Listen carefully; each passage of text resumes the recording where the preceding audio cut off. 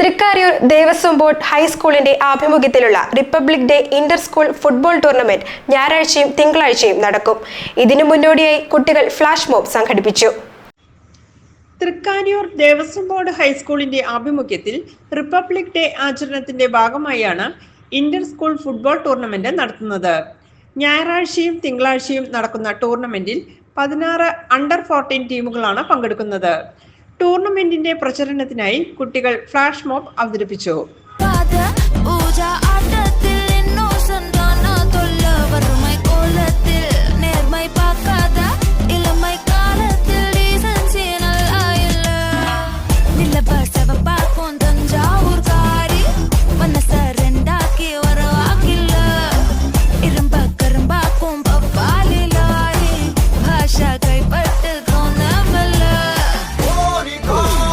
ആദ്യ റൗണ്ട് മത്സരങ്ങൾ ഞായറാഴ്ച പൂർത്തിയാകും.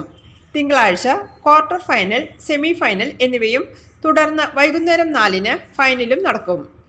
ടൂർണമെന്റിന്റെ നടത്തിപ്പിനായി പി ബാബുരാജ്, ജ്യോതി ശങ്കർ, VM മണി, സവിത സുനിൽ എന്നിവർ ഭാരവാഹികളായുള്ള സംഘാടക സമിതി പ്രവർത്തിക്കുന്നുണ്ട്. GTV news, Thrikkariyoor.